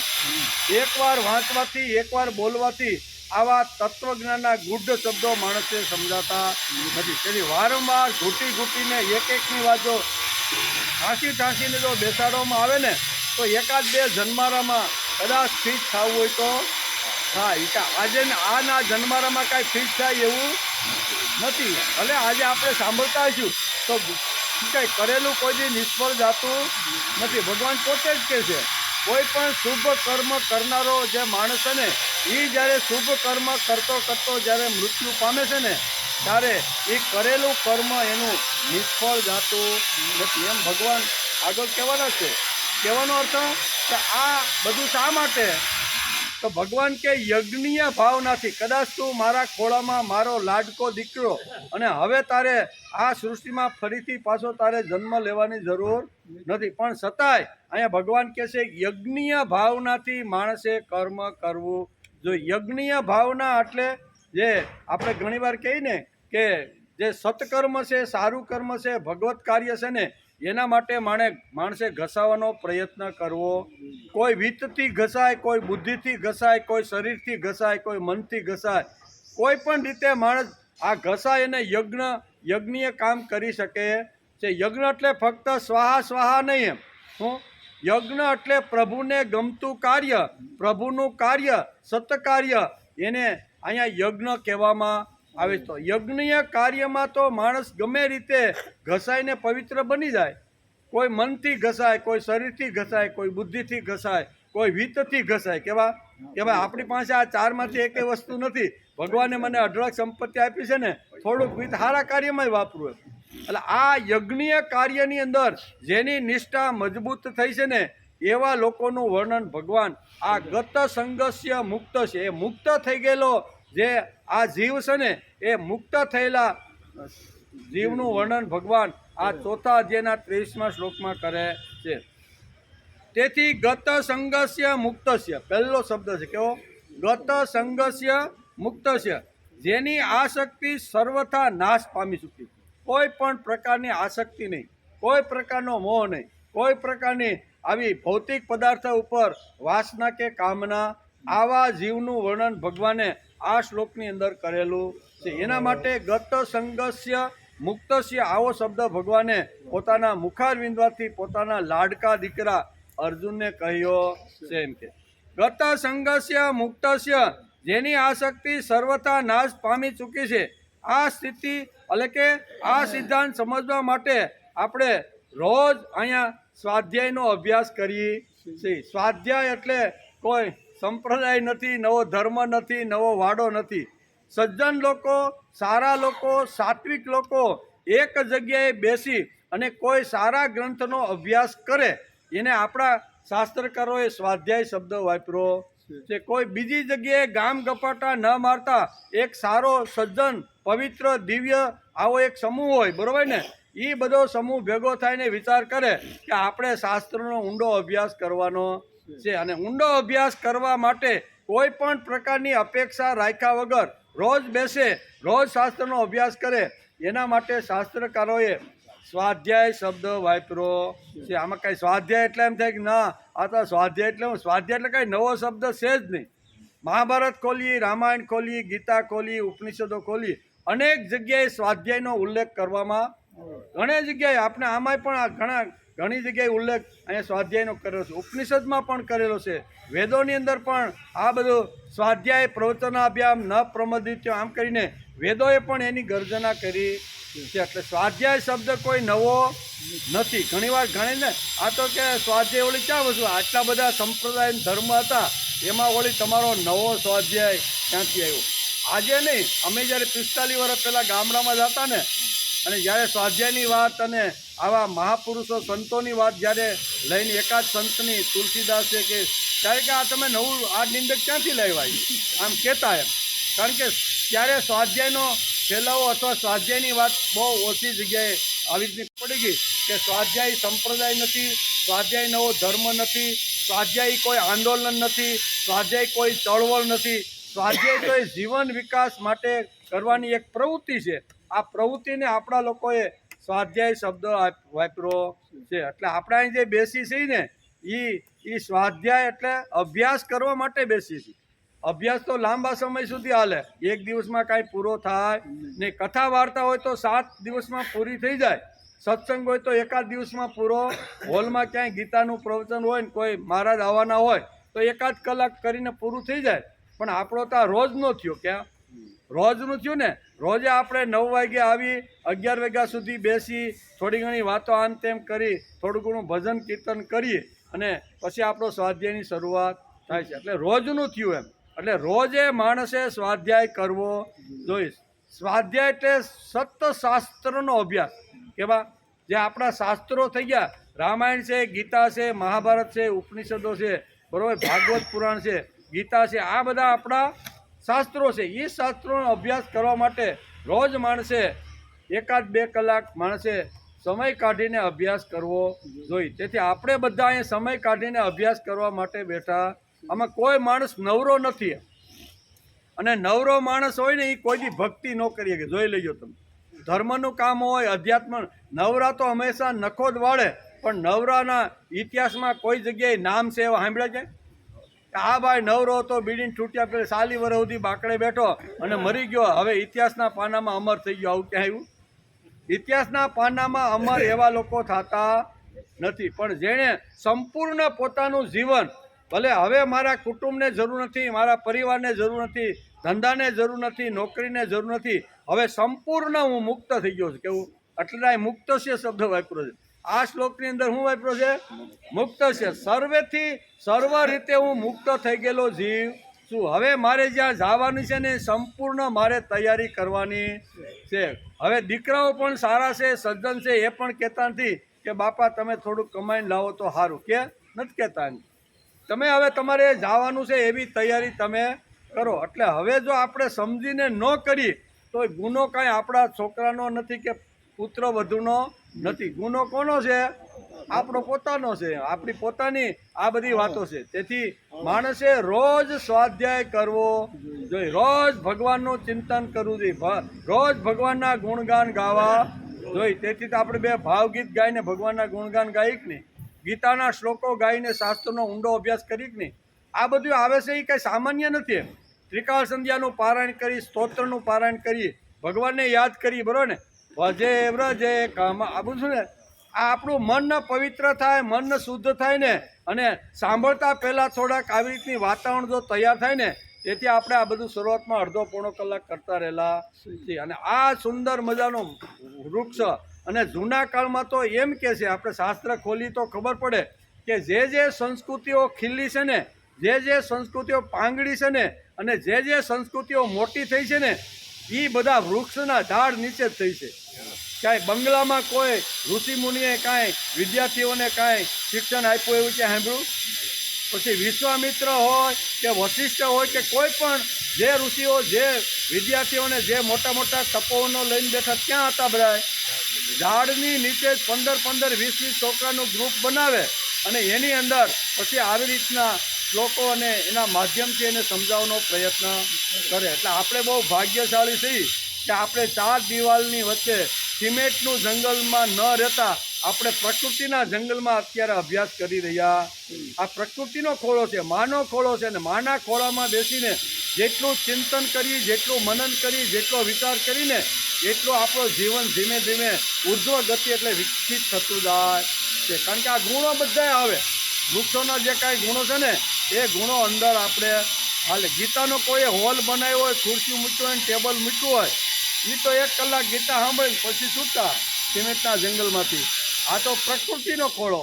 તેથી અહીં કહે છે કે રોજ માણસે સ્વાધ્યાય કરવો જોઈએ. રોજ માણસને અહીંયા બુદ્ધિને સારા વિચારો માણસને આપવા આવે. તેથી અહીંયા સંઘસ્ય મુક્તસ્ય, એટલે કે જે આસક્તિ જેની સર્વતા નાશ પામી ચૂકી છે, આ સિદ્ધાંત સમજવા માટે ભગવાને 4થા અધ્યાયના 23મા શ્લોકની અંદર આ શ્લોક આપને સમજાવવાનો પ્રયત્ન કર્યો છે. સ્વાધ્યાયનો ઉલ્લેખ ઘણા બધા ગ્રંથોમાં છે. સ્વાધ્યાય એ વિષય જ વ્યાપક અને ઊંડો છે. કેવો? સ્વાધ્યાય શબ્દ વ્યાપક અને ઊંડો છે. તેથી સ્વાધ્યાયને સમજવો જોઈએ, એટલે કે સ્વાધ્યાયને સમજવો જોઈએ, અન્યને કરાવવો જોઈએ, અને છેવટે પોતાના જીવનમાં લાવી અને એવું જીવન બનાવવાનો પ્રયત્ન કરવો જોઈએ. સ્વાધ્યાય રોજ કરવો જોઈએ, બીજાને કરાવવો જોઈએ, અને જે સ્વાધ્યાય કર્યો છે એના વિચારો આપણા જીવનમાં સ્થિર થાય એના માટે પ્રયત્ન પણ કરવો જોઈએ. આમાં ક્યાં સ્વાધ્યાય ભાઈ જુદો આવ્યો? સ્વાધ્યાય દરેક માણસને જરૂર છે. ક્યાં સુધી જરૂર છે? જ્યાં સુધી છેલ્લા પ્રાણ ચાલતા હોય ને ત્યાં સુધી સારા વિચારો, સારા જીવનની કોને જરૂર નથી ભાઈ? બધા માનવ માત્રને બધાને જરૂર છે. તેથી આપણે ઘણી વખત સ્વાધ્યાય ઉપરનો વિચાર કરી ચૂક્યા છીએ. સ્વાધ્યાય પ્રવૃત્તિને કેટલાક લોકો માનસિક અને બૌદ્ધિક સ્થિરતા માટેનું ઔષધ ગણે છે. માનસિક અને બૌદ્ધિક સ્થિરતા જ્યારે માણસ ગુમાવે ત્યારે એને જે દવા આપવામાં આવે, ઔષધ આપી અને પાછો એને વ્યવસ્થિત કરવા માટે ઔષધની જરૂર પડે છે. એટલે ઘણા લોકો એમ કહે છે કે સ્વાધ્યાય એ તો ઔષધ છે, સ્વાધ્યાય એ તો દવા છે. હવે હકીકતે જો આપણે ઊંડો વિચાર કરીએ, અભયમ સત્વ સંશુદ્ધિ જ્ઞાન યોગ વ્યવસ્થિત દાનમ દમચ્ચ યજ્ઞસ સ્વાધ્યાય તપાર્જન. આમ ભગવાને શ્રીમદ ભગવદ્ ગીતાના 16મા અધ્યાયના પ્રથમ શ્લોકની અંદર સ્વાધ્યાયનું વર્ણન કર્યું છે. સ્વાધ્યાય સ્થિરતા ગુમાવી બેસે, શરીરની અંદર કંઈક રોગ દાખલ થઈ જાય, અને રોગ દાખલ થાય એટલે જેમ ઔષધિને દવાની જરૂર પડે છે એમ ઘણા લોકો કહે છે એમ સ્વાધ્યાયની જરૂર પડે છે. તો આટલા પૂરતો સ્વાધ્યાય મર્યાદિત શબ્દ નથી, એના કરતાં આગળ જવું. દાખલા તરીકે ઔષધની જરૂર ક્યારે પડે? તો કે બીમાર પડે તો. આ જો માણસ કોઈ દવાખાને ગયો એવું સાંભળ્યું તમે કે ભાઈ 100% બાલુ બાપાને કાંઈ તકલીફ નથી ને 2 કાંડા પકડીને લઈ જાઓ દવાખાને, પણ હું કામમાં ભાઈ? એ કે ભાઈ દવાખાને તો જવું પડે. હાજા માણસને કોઈ લઈ જાય તો દવા ક્યારે લેવી પડે? બીમાર પડે તો. ઔષધિ ક્યારે લેવી પડે? બીમાર પડે તો. સ્વાધ્યાય કાંઈ ઔષધિ પૂરતું મર્યાદિત નથી, એના કરતાં પણ એક ડગલું સ્વાધ્યાય જે પ્રવૃત્તિ છે ને એ એના કરતાં આગળ. બીમાર નથી પડવાનો છતાંય લેવાની જે દવા છે ને એને સ્વાધ્યાય કહેવામાં આવે છે. એટલે કે માંદા પડી, બીમાર પડી તો જ માણસ ઔષધિ લે છે. એટલે સ્વાધ્યાય અહીંયા ઔષધિ કરતાં પણ આગળની એક વાત આપને સમજાવે છે. સ્વાધ્યાય જીવનનું જો ઔષધ હોય તો પણ તે પરિભાષા પૂર્ણ નથી. પૂરી છે? એ બીમાર પડી તો જ લેવાય. કાંઈ સ્વાધ્યાય એટલે કાંઈ આવી રીતનું ઔષધિ છે એ એટલું નથી એમ. એટલે બીમાર પડે માણસને કાંઈ અસ્થિરતા આવે તો દવા લેવાની જરૂર પડે. ઔષધ તો માંદા પડીએ છીએ ત્યારે લેવાય છે, નિરંતર લેવામાં આવતી નથી. નિરંતર લે કોઈ લેતું નથી. ના 2 ટીકડી તો તમારે સાંજે સૂતા પહેલાં, પણ મને કાંઈ તકલીફ નથી, મને ઊંઘ આવી જાય છે ગડબડ, તોય તમારે લેવાની. ઔષધિ કે દવા નિરંતર લેવામાં આવતી નથી. બરાબર? અહીં કહે છે ને કે ઔષધ તો માંદા પડીએ છીએ ત્યારે જ લેવાય છે, નિરંતર લેવામાં આવતી નથી. કેટલાક સ્વાધ્યાયને અન્ન ગણે છે, ઔષધિ નથી. હાલો એ આપણે માની લઈએ, બરાબર? પણ અહીંયા ઘણા લોકો કે સ્વાધ્યાય પ્રવૃત્તિ એટલે અન્ન સાથે સરખાવવામાં આવે છે. તો સ્વાધ્યાય અન્ન નથી એમ, ખાલી અન્ન નથી એમ. એ બધું સ્વાધ્યાયના પેટમાં બધું આવી જાય છે, પણ ફક્ત સ્વાધ્યાય એટલે અન્નની ઉપમા આપવી અથવા અન્નની સાથે સ્વાધ્યાયને સરખાવો ને એ યોગ્ય નથી. શા માટે? તો કે અન્ન તો માણસને જ્યારે ભૂખ લાગે ત્યારે અન્ન લેવામાં આવે છે. રોજ માણસ 2 વાર કે 3 વાર દિવસમાં અન્ન લે, અમુક સમયના અંતરે લે. કે ખાધે જ રાખે? ના સવારે ખાધું ને હવે 8 વાગે ખાઈ લ્યો, હવે 9 વાગે ખાય. એ નિરંતર લેવાવાળી વસ્તુ અન્ન નથી. એ તો બપોરે લ્યો, સાંજે લ્યો, સવારે લ્યો, જે નક્કી કરેલું આપણા હોય એ પ્રમાણે લઈ. તો નિરંતર લેવામાં જે આવતું નથી એ અન્નને પણ સ્વાધ્યાય સાથે આપણે સરખાવી શકીએ નહીં. કારણ કે ભૂખ લાગે તો લેવાય ને, નકર કોઈ લે? ભૂખ ન લાગી ને કોઈને ઘેરે આપણે બેસવા માટે ગયા હોય, જમીન ગયા હોય, બરાબર, અને ઘેરે સરસ મજાના ભજીયા હોય એટલે 2-5 વધારે વધી ગયા. કોઈની ઘેરે બેસવા માટે જાય અને કોઈ આગ્રહ કરે કે ના તમારે ભજીયા તો, પણ હવે ગળા ડૂબવું હોય, હવે ખાઈ તો ઉલટી થાય એવી પોઝિશન આવે તો માણસ ખાય ખરો? એ ભૂખ લાગે તો જ અન્ન ખાવામાં આવે છે. વધારેમાં વધારે દિવસમાં 3 વખત અન્ન લેવામાં આવે છે. તેથી અહીંયા સ્વાધ્યાયને અન્નની સાથે કે ઔષધિની સાથે સરખાવી શકાય નહીં. તો કોની સાથે સરખાવાય? એમ આપણું શાસ્ત્ર અભયમ સત્વ એમ ગીતા પણ કહે છે. તો એનો વિચાર આપણે પાણી પી લઈએ પછી કરીએ. પાણીનો અને શ્લોક નંબર 23 એમાં અત્યારે જે આપણે સાંભળ્યું ને અત્યારે ગત સંગસ્ય મુક્ત થયેલા આત્માનું વર્ણન આ આખ્યામાં કરી દીધું આપણે કે મુક્ત થયેલો જે આત્મા છે ને એનું જીવન કેવું હોય, કેવું ચરિત્ર હોય, કોણ કોણ થઈ ગયા એનું બધું વર્ણન આપણે આ ભજનની અંદર કે સાંભળી લીધું કે નહીં. આને કહેવાય મુક્ત સંગસ્ય. શું કહેવાય? મુક્ત થઈ ગયેલા આત્માઓ જે છે એનું વર્ણન આપણે સાંભળ્યું છે. એનો વિચાર હાલે છે ભગવાને ગીતામાં ગત સંગસ્ય મુક્તસ્ય જ્ઞાનાવસ્થિત ચેતસ યજ્ઞાયા તરત કર્મ સમગ્રમ પ્રવિલીયતે. જેની આ શક્તિ સર્વથા નાશ પામી ચૂકી છે, જે મુક્ત થઈ ગયો છે. એટલે આ મુક્ત આત્માનું ભજન આપણે સાંભળ્યું. જેટલા ધ્રુવ છે, પ્રહલાદ છે, બરાબર ને, જે લોકો મહાપુરુષો આ ભજનમાં આવ્યા એ બધા કેવા છે? મુક્ત થઈ ગયેલા મહાત્માઓ છે.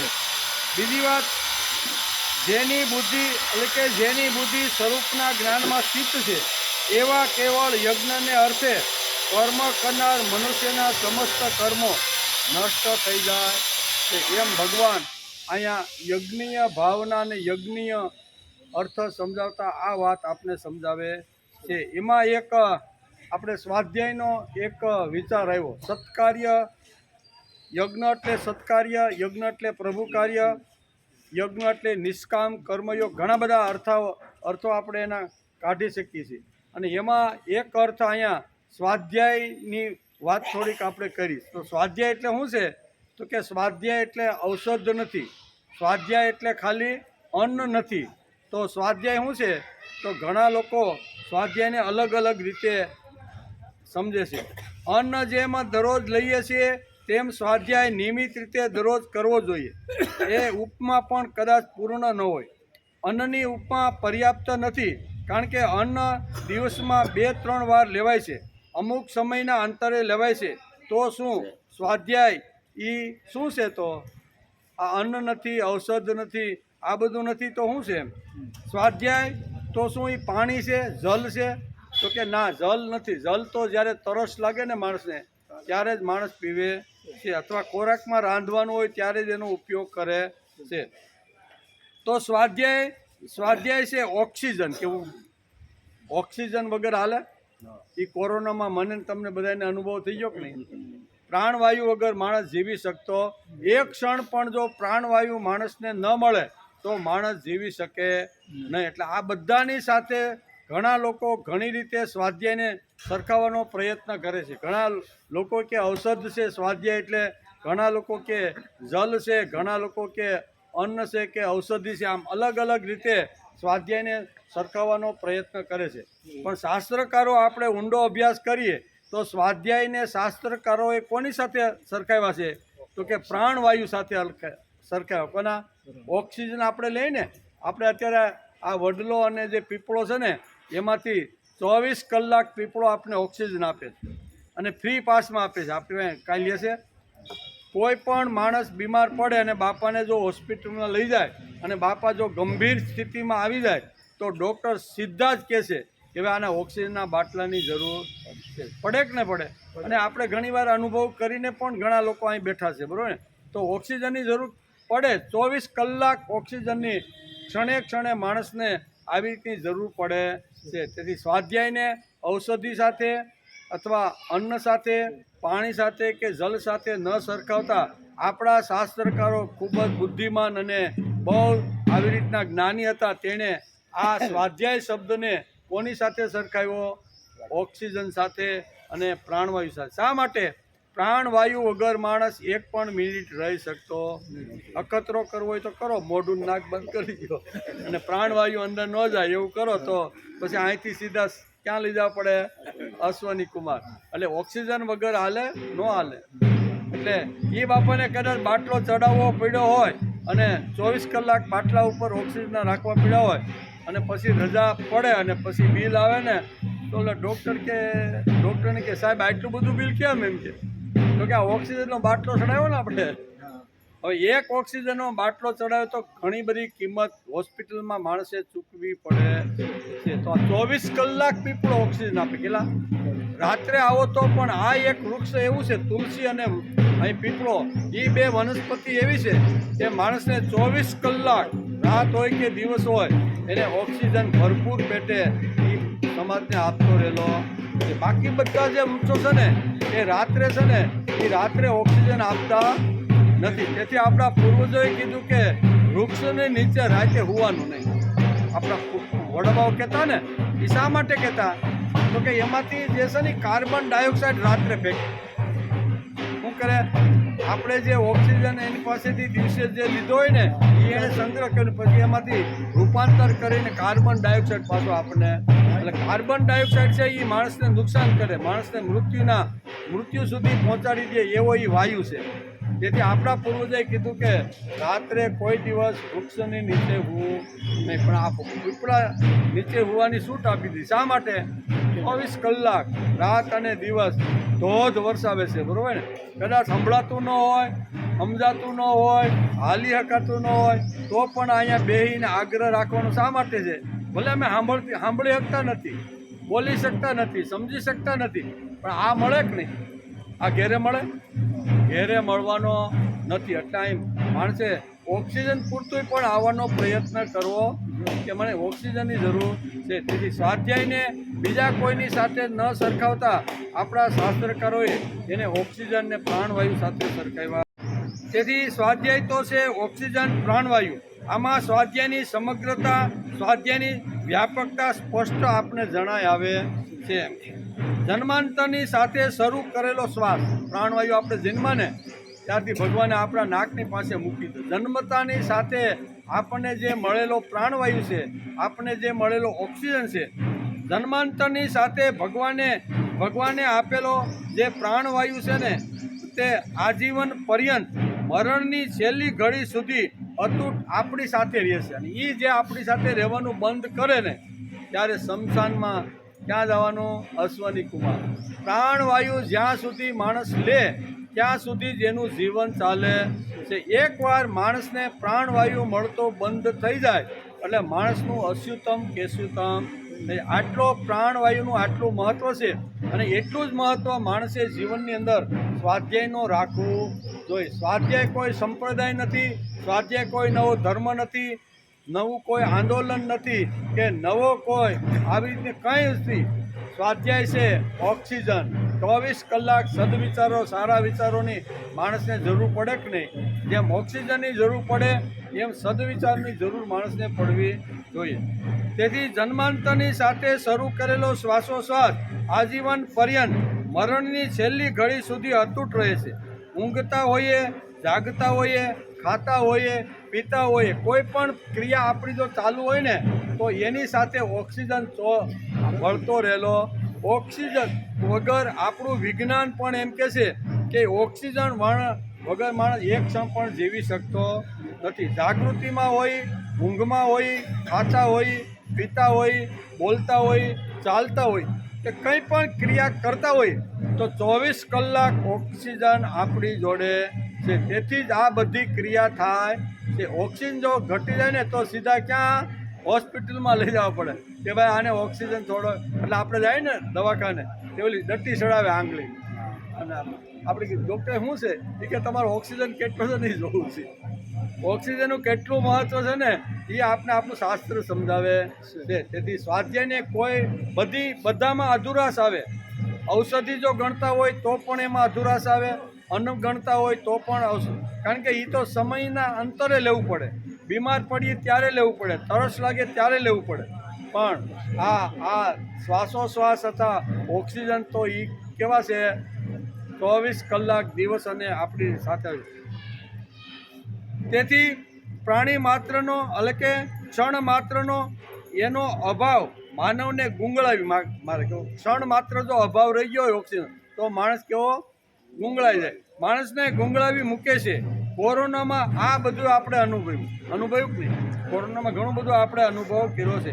સ્વાધ્યાયની આવશ્યકતા ઓક્સિજન જેટલી સ્વીકારશું તો જ જીવન પથના સાચા પથિક આપણે બનીશું, બરાબર ને? સ્વાધ્યાય જેટલો ઓક્સિજનને અને ઓક્સિજન જેટલો જ સ્વાધ્યાયને જો સમજવાનો પ્રયત્ન કરશું ને તો જ આપણું જીવન જે પથ છે ને એ અહીં ક્યાં પહોંચે? મુક્ત સંઘસ્ય. આ શ્લોકમાં ભગવાને શું કીધું? ગત સંઘસ્ય મુક્તસ્ય. કોઈ પણ જીવને જો મુક્તિ સુધી અથવા ભગવાન સુધી જો પહોંચવાનું હોય ને તો પ્રત્યેક ક્રિયાની અંદર એને ભગવાન દેખાવો જોઈએ. શ્વાસ લેતો હોય, ખાતો હોય, પીતો હોય, દરેક મારી ક્રિયામાં મારો ભગવાન મારી જોડે છે, મારી જોડે રહીને મને ચલાવતો રહેલો. આ સમજણ માણસની આવી જાય ત્યાં સુધી માણસે પહોંચવાનો જો પ્રયત્ન કરવાનો હોય તો આ બધી આવશ્યકતાની ખૂબ જ જરૂર છે. સ્વાધ્યાય આ નથી પંથ. શું છે? સ્વાધ્યાય આ નથી પંથ છે. કોઈ પંથ નથી, સંપ્રદાય નથી. સ્વાધ્યાય નથી કોઈ પંથ કે નથી નવો પક્ષ. સ્વાધ્યાય નથી વાડો કે નથી કોઈ નવો સંપ્રદાય. સ્વાધ્યાય નથી કોઈ ધર્મ કે નથી કોઈ આંદોલન કે નથી કોઈ સંસ્થા.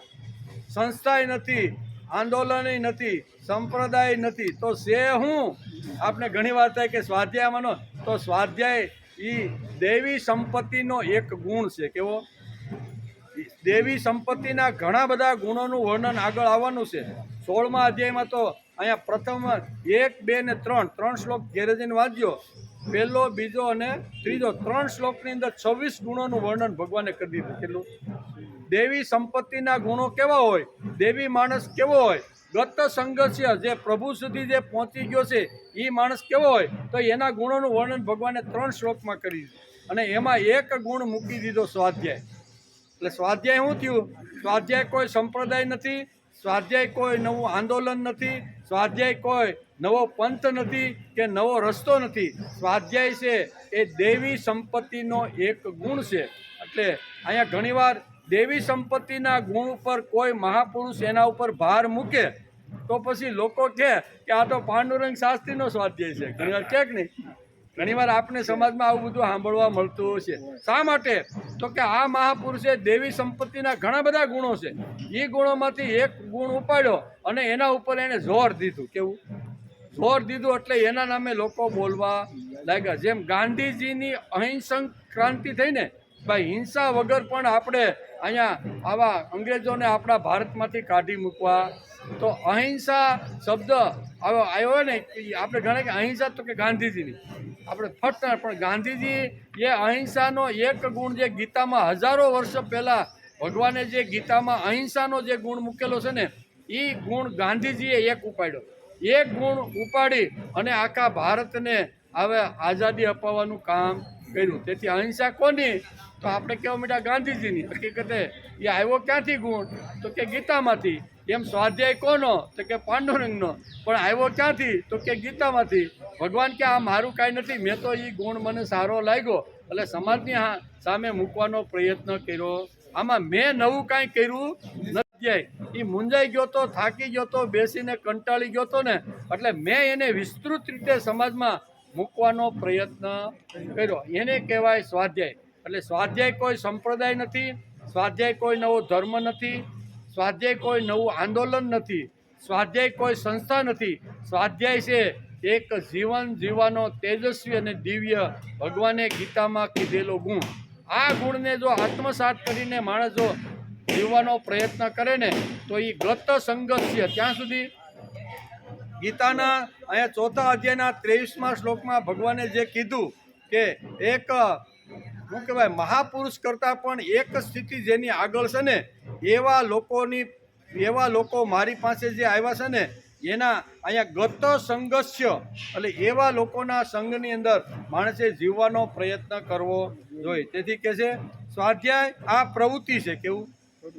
સ્વાધ્યાય એક પ્રવૃત્તિ છે. સ્વાધ્યાય ચળવળ કે આંદોલન નથી. આપણી જે વૃત્તિ છે પ્રકૃષ્ટ છે, એટલે કે આપણી જે વૃત્તિ છે ને એને પ્રકૃષ્ટ અને ઉત્કૃષ્ટ બનાવવાનો પ્રયત્ન કરે એને જ પ્રવૃત્તિ કહેવામાં આવે છે. પ્રવૃત્તિ એટલે કઈ? આપણે કહીએ ને કે પ્રકૃષ્ટ અને ઉત્કૃષ્ટ, શ્રેષ્ઠ બનાવે અને એને શ્રેષ્ઠ બનાવે અને મનુષ્યનો જે શ્રેષ્ઠ બનાવે છે એને જ પ્રવૃત્તિ કહેવામાં. પ્રવૃત્તિ એટલે શું? કે જે માણસ જ્યાં પડ્યો છે ત્યાંથી એને એક ડગલું ઉપાડી અને પ્રભુ સુધી લઈ જવાનો જે પ્રયત્ન કરે છે ને આને પ્રવૃત્તિ કહેવાય. પ્રકૃષ્ટ એટલે શ્રેષ્ઠ જે કૃતિ છે ને એ શ્રેષ્ઠ કૃતિ એટલે પ્રવૃત્તિ. આ પ્રવૃત્તિ કઈ તો કે માણસ થાકેલો છે, કંટાળેલો છે, નિષ્ફળ થયેલો છે, બરોબર, એને ક્યાંય પૂછતું નથી કે હવે મારે શું કરવું. એવા માણસની પાસે માણસ જઈ અને એની જે વૃત્તિ છે એને ઉત્કૃષ્ટ બનાવવાનો જે પ્રયત્ન કરે અને ઉત્કૃષ્ટ બનેલી જે શ્રેષ્ઠ કૃતિ છે એ કૃતિને ભગવાનના ચરણમાં મૂકવાનો જે પ્રયત્ન કરે આને કહેવાય પ્રવૃત્તિ. એવી એટલે સ્વાધ્યાય શું છે? પ્રવૃત્તિ છે, કોઈ સંપ્રદાય નથી. આવા ઘણા બધા લોકો સમાજમાં થાકી ગયેલા હોય તો એની પાસે જઈ હૂંફ છે, પ્રેમ છે, ભાવ આપી અને જે થાકી ગયેલો છે, કંટાળી ગયેલો છે ને એને હળવે હળવે તું ભગવાનનો દીકરો છો, તારી અંદર વિશ્વને ચલાવવાળી શક્તિ આવીને બેઠી છે, તું નિસ્તેજ નથી, તું લાચાર નથી, તું દીન નથી, તું દુબળો નથી, તું કરી શકે છે, બની શકે છે, પ્રભુ સુધી પહોંચી શકે છે એવી તાકાત તારી અંદર ભગવાને નિર્માણ કરી છે. ઉઠ, ઊભો થા અને કામે લાગ. આવી વૃત્તિ જેને સમજાવવાનો પ્રયત્ન કરે ને એને પ્રવૃત્તિ કહેવામાં. આવી પ્રવૃત્તિ સ્વાધ્યાય કેવી પ્રવૃત્તિ છે? આવી એ કાંઈ કોઈને અન્નના દાણા કે ખાંડની ગુણ કે અનાજની ગુણ કે કપડાં કે કાંઈ આપવા જતા નથી. માણસ જે છે ત્યાંથી એને ઉઠાવો ને એને કર્મની સાથે જોડી દો. નિષ્ક્રિય થઈને જે બેઠો હોય ને એને કહેવું પડે ભાઈ તારે કર્મ કર્યા વગર તારો યોગક્ષેમ અને તારું ભરણ પોષણ પણ ચાલવાનું. આજે તો સમાજની અંદર એટલી મફતિયા વૃત્તિ સમાજમાં ઊભી થઈ ગઈ છે. ઘણી સંસ્થાઓ પણ ઊભી કરે છે અને ઘણા રાજકારણો પોતાના મતની પેટી મજબૂત કરવા માટે મફતનું આપે રાખે. એટલે માણસ દુબળો થવાનો માણસે પાટું મારીને રોટલો પેદા કરે ને એવી વૃત્તિ સમાજમાં ઊભી કરવી જોઈએ. આવી જે વૃત્તિ જે સમાજમાં જે મહાપુરુષ કરતા હોય ને એને પ્રવૃત્તિ કહેવામાં આવે છે. કોઈ સંપ્રદાય નથી, કોઈ નવો પંથ નથી, નવો વાડો નથી, કાંઈ જ નથી. એમાં બધાય બેસી શકે. એમાં દરેક સંપ્રદાયવાળા બે, દરેક ધર્મવાળા બે, દરેક વૃત્તિવાળા બે, બોટમ માટે રોજનું રોજ કમાતો હોય એવો પણ બેસે, મીડિયમ પણ બેસે અને જેની પાસે અબજો રૂપિયા છે ને એ પણ બધાય અહંકારના જોડા બધાય દરવાજા બારા મૂકીને એક પાથાના ઉપર. અમે બધા અત્યારે તો એક જ છીએ. બહાર જાય ત્યારે અમારી કીર્તિ હોય, મોટાઈ હોય, સંપત્તિ હોય ને એ દરવાજાની બહાર. અહીંયા આવી ત્યારે અમે બધા ભગવાનના એક દીકરા છે. આવી વૃત્તિ જેની અંદર નિર્માણ કરવાની તાકાત છે ને એને પ્રવૃત્તિ કહેવામાં આવે છે. પાંડુરંગ શાસ્ત્રીએ આવી પ્રવૃત્તિ સમાજમાં શરૂ કરી. એને કોઈ નવો સંપ્રદાય સ્થાપ્યો, નવો ભગવાન ન સ્થાપ્યો. આજે તો ઘણા સંપ્રદાયમાં નવો ભગવાન ન હોય ને ત્યાંથી લાવે એમ, બરોબર ને, અને પછી પૈસાના જોરે અને માણસના જોરે એને ભગવાન તરીકે બેહાડી દે. પછી કે આ તમારો ભગવાન. હવે આવ્યો હોય, હવે એવી કહેવાનો અર્થ કે આવી રીતનું સમાજમાં આપણે ખૂબ જોવા મળે છે. પણ અહીંયા મહાપુરુષો આવું કાંઈ નવું ગધા વેતરું કરાવીને લોકોને કામ કરાવતા નથી એમ. તેથી સ્વાધ્યાય એ ઉત્તમ પ્રવૃત્તિ છે. મનુષ્યને શ્રેષ્ઠ એટલે કે ભગવાનનો બનાવે એનું જ નામ પ્રવૃત્તિ. એટલે સ્વાધ્યાય એ એક પ્રવૃત્તિ છે, આંદોલન નથી, કોઈ નવો સંપ્રદાય કે નવો ધર્મ નથી. સ્વાધ્યાય એટલે પ્રભુનું કામ કરવા માટેની પ્રવૃત્તિ. સ્વાધ્યાય એટલે ધર્મ અને સંસ્કૃતિને સમજવા માટેના સાચો દૃષ્ટિકોણ. જે અમારો ધર્મ છે, અમારો જે આવી રીતના ભગવાનને વિશેષ પ્રકારની વિચારધારા સમાજમાં જે ઊભી કરી છે ને એને અમારે સમજવાનો પ્રયત્ન કરવો જોઈએ. ઘણા બધા તત્વો ભગવાને આ જગતમાં મૂક્યા છે. ધર્મ છે, અર્થ છે, કામ છે, મોક્ષ છે, ભક્તિ છે. આવા ઘણા બધા તત્વો એવા છે કે જેને સમજવાનો માણસે પ્રયત્ન કરવો જોઈએ. આ તત્વોને સમજવા માટે જે પ્રવૃત્તિ થાય છે એને સ્વાધ્યાય કહેવામાં આવે છે. તેથી સ્વાધ્યાય એટલે પ્રભુનું કામ કરવા માટેની પ્રવૃત્તિ. સ્વાધ્યાય એટલે ધર્મ અને સંસ્કૃતિને સમજવા માટેનો સાચો દૃષ્ટિકોણ અને સાચો રસ્તો. સ્વાધ્યાય એટલે સમજદારી, સ્વાધ્યાય એટલે પ્રકાશ, સ્વાધ્યાય એટલે સમજદારી. આપણે સમજદારી કોઈ પણ કૃતિ કરીએ, વ્યવહારિક કૃતિ હોય, ધાર્મિક કૃતિ હોય, આધ્યાત્મિક કૃતિ હોય, ભક્તિની કૃતિ હોય, વ્યવહારની કૃતિ હોય, કોઈ પણ કૃતિ શ્રેષ્ઠ બનાવવાનો પ્રયત્ન કરવો જોઈએ. એટલે કે સ્વાધ્યાય એટલે પ્રભુનું કામ કરવા માટેની પ્રવૃત્તિ. સ્વાધ્યાય એટલે ધર્મ અને સંસ્કૃતિને સમજવા માટેનો સાચો દ્રષ્ટિકોણ અને સાચો રસ્તો એને આપણે સ્વાધ્યાય કહીએ છીએ. સ્વાધ્યાય એટલે સમજદારી. કોઈ પણ પ્રવૃત્તિ કરી તો સમજદારીપૂર્વક કરવી જોઈએ. સમજદારીપૂર્વક ન કરીએ અને આગળ છે અમારી હાવ કરતા હતા એટલે અમે કરીએ એટલે એનો કોઈ અર્થ નથી. અમારા બાપા કરતા હતા એટલે અમે આ કરી એનો. પણ જે પ્રવૃત્તિ કરી, જે કૃતિ કરી, જે કાંઈ ભક્તિ કરી, ધર્મ કરી, અધ્યાત્મ કરી, વ્યવહાર કરી, કોઈ પણ કરી તો એને સમજદારીપૂર્વક માણસે કરવો. હું જે પ્રવૃત્તિ કરું છું ને એ સમજદારીપૂર્વક કરે એનું નામ છે સ્વાધ્યાય. સ્વાધ્યાય એટલે સમજદારી અને સ્વાધ્યાય એટલે પ્રકાશ. એકવાર માણસ જો સમજદારીપૂર્વક પોતાની કૃતિ શરૂ કરે તો એની અંદર પ્રકાશ પ્રકાશ અને પ્રકાશ. પ્રકાશ એટલે જ્ઞાન. પ્રકાશનો બીજો અર્થ થાય છે જ્ઞાન માણસને.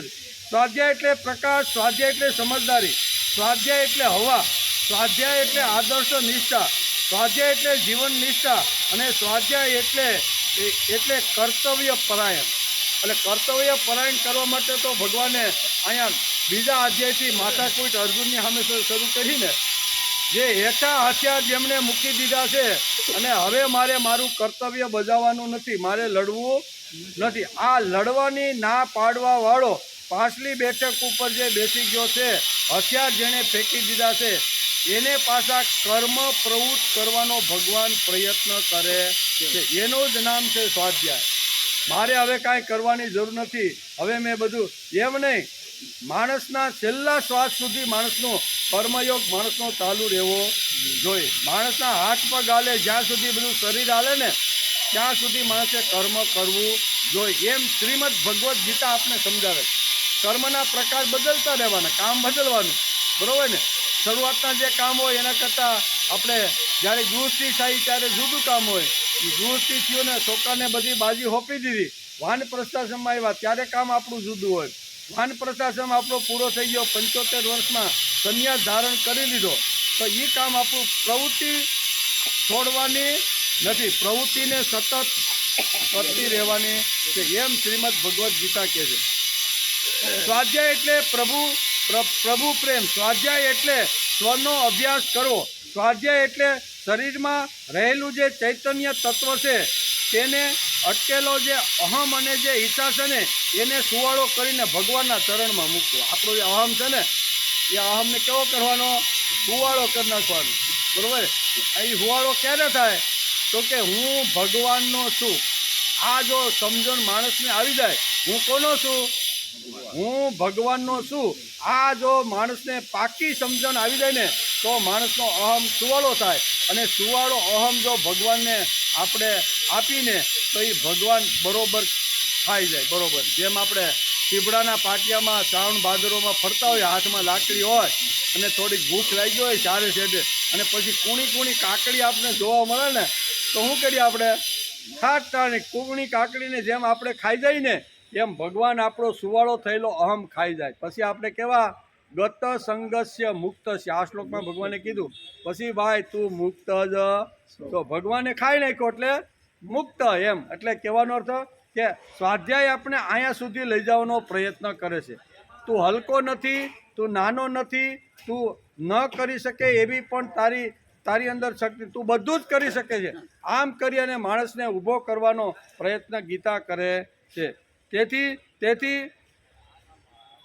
તેને ચીટકીને અહમ અને ઈચ્છા તેમાં પોતાના સ્વને ઓળખવો અને બીજાના સ્વને માટે આદર રાખવો. આ અગત્યની વસ્તુ. સ્વાધ્યાયમાં શું આવે? પોતાના સ્વને ઓળખી લેવો અને બીજાના સ્વને માટે આદર રાખવો. તેથી અહીંયા ઘણું નાનું મોટું ખોટું વધતું ઓછા વધતું કામ થાય ને ત્યારે આપણે એને ગગલાવતા નથી. ઘણીવાર ગગલાવી નાખે ને ભાઈ કરાય નહીં. શા માટે? અહીં બહુ સરસ કીધું છે કે સામેના સ્વને પણ મારે જીવંત રાખીને એને પણ મારે ઉત્કૃષ્ટ બનાવવાનો પ્રયત્ન કરવાનો છે. મારા સ્વને જેમ હું કાળજી રાખું છું એમ સામેના વ્યક્તિમાં પણ પ્રભુ બેઠો છે તો એનો સ્વ પણ આવી તો હણાઈ ન જાય અથવા એને ધક્કો ન લાગે ને એવો વાણી ક્યારેય એના તરફ બોલવી જોઈએ. સ્વાધ્યાયમાં બધું આ શીખવાનું છે. હું આપણે ધડ નરનું કોઈ આમ ખુરશી આડી અવળી કરી હોય ને ઓલાને ધ્રાસકો પડી જાય ને એટલા શબ્દ મોઢામાં કાઢી નાખી. અરે ભાઈ કહેવાનું કાંઈ કારણ ખરું? કાંઈ વાંધો નહીં, થોડીક આડી અવળી છે તો હરકી આ બે વાળો આવે છે ને ત્યારે જરીક હરકી અને કરે જ છે ને. તમે કોઈ પણ ફંક્શનમાં જાઓ ને બધી સરસ મજાની ખુરશી ગોઠવી હોય અને પછી જેમ જેમ પબ્લિક આવે હું પરવારી બે જરી કઈ એ જરી ખુરશીને આમ તેમ તો કરે જ, તમે જોઈ લેજો. હે બે પરવારી કોઈ બેહતું નથી, તમે જોયો ખરા, તમે બધું અભ્યાસ કરજો. જરીક તો આમ તેમ કરે કે નહીં? કરે તો ત્યાં કોઈને ક્રોધ ચડે છે, અહીંયા જ ક્રોધ ચડે. મેં તને કીધું તો આ લાઈનમાં આ ખુરશી મૂકવાની, તે ક્યાં આ મૂકી છે? મેં તને પડદો આમ રાખવાનો કીધું, આ સીટ અહીં ભરાવાની હતી અને તે અહીં કેમ ભરાયો? અરે મારે ગાવાનું હતું, તું કેમ હશે ઘૂસી ગયો? ઘણી વાર આવું થાય કે ન થાય? આ બધું શીખવા માટે સ્વાધ્યાય છે. પોતાનો સ્વને સંભાળવાનો અને બીજાના સ્વને ધક્કો ન લાગે એવું માણસે વર્તન કરવાનું. આનું નામ છે સ્વાધ્યાય. સ્વ અધ્યયન માણસે કરવાનું છે, બરોબર? એટલે સ્વાધ્યાય કોઈ નવો સંપ્રદાય નથી, નવો કોઈ વાડો નથી, નવો કોઈ આંદોલન નથી, નવું કોઈ ચળવળ નથી, નવું કોઈ કંઈ વસ્તુ નથી. એ આપણે આપણા માટે જ સ્વ અધ્યયન કરવાનું છે. કોનું? માણસે પોતે ક્યાં જવાનું છે, યા પછી ત્યાં મારે કોની પાસે રહેવાનું છે, એના માટેનો જ જે વિચાર કરવાનો છે. તેથી પહેલી વાત એટલે પોતાનો જે અહમ છે ને તેને સુવાળો કરવાનો. અહમ તો બધાને હોય પણ બધા ડેલા બાળા ત્યાં જઈને પાછો અહમના પોટલા પહેરી લેવાના કપડાં. પણ અહીંયા આવી ત્યારે કોઈ પ્રકારનો હું વિદ્વાન છું, હું સંપત્તિવાળો છું, હું જ્ઞાની છું, હું મોટો છું, એવો કોઈ પ્રકારનો અહમ રાખ્યા વગર અહીંયા બેસવાનો માણસે પ્રયત્ન કરવો જોઈએ. તેથી કે પહેલી વાત એટલે અહમ એ સ્વાધ્યાય દ્વારા એ પોતાનો જે અહમ છે તેને સુવાળો કરવો અને પ્રભુમાં ઓગાળવો. સુવાળો કરવો એટલે વસ્તુનિષ્ઠ કે વ્યક્તિનિષ્ઠ અહમ ન રાખતા પ્રભુનિષ્ઠ રાખવાનું. હું પ્રભુનો દીકરો, વસ્તુ કે વ્યક્તિ ઉપર નહીં, બરાબર, પણ એના કરતાં એક સ્ટેજ આગળ જઈ અને હું પ્રભુનિષ્ઠ બનવાનો. તે ક્યારે બને? આ અહમની પછવાડે હું કોઈનો છું એ અર્થ હું ભગવાનનો છું આવી જો માણસની વૃત્તિ થાય તો આપણો અહમ લીસો બને, નહીતર બને નહીં. ભગવાન સુધી પહોંચવાનું હોય અને ગત સંગસ્ય મુક્તસ્ય જો થવાનું હોય ને તો આ અહમને સુવાળો કરી અને મારે ઓગાળી અને હું ભગવાનનો દીકરો છું, બરાબર, અહીંયા સુધી માણસે પહોંચવાનું છે. એમ આ શ્લોકની અંદર ભગવાન બહુ સ્પષ્ટ રીતે સમજાવવાનો પ્રયત્ન કરે કે આપણે આપણી બુદ્ધિ અનુસાર આ શ્લોકને આજે આપણે સમજવાનો પ્રયત્ન કરીએ. ગત સંગસ્ય જે ભગવાન સુધી, ભગવાનના ખોળામાં, ભગવાનની પાસે જે પહોંચી ગયા છે, બરાબર, એવા જે લાડકા દીકરા છે એ લાડકા દીકરાઓનું ભગવાને આ ચોથા અધ્યાયના અહીંયા 23મા શ્લોકમાં વર્ણન કર્યું છે. એને આપણી બુદ્ધિ અનુસાર સ્વાધ્યાયની વાત કરીને સમજવાનો પ્રયત્ન કર્યો. આપણે આવતીકાલે શનિ રવિ 2 દિવસ રજા, સોમવારે આપણે આવશું ત્યારે ચોથા શ્લોકની અંદર ભગવાન પોતે જ કહે બ્રહ્માર્પણમ બ્રહ્મ હવિ બ્રહ્માગ્નો બ્રહ્મણાહુતમ. બહુ સરસ આખી બ્રહ્મની આખી જે છે ને વાતો, એ બ્રહ્મની વાતો. બ્રહ્મ કોને કહેવાય? બ્રહ્મ કર્મ ઘણી બધી વાતો એ શ્લોકની અંદર ભગવાને લખી છે. એનો વિચાર આપણે સોમવારે આવશું ત્યારે બ્રહ્મ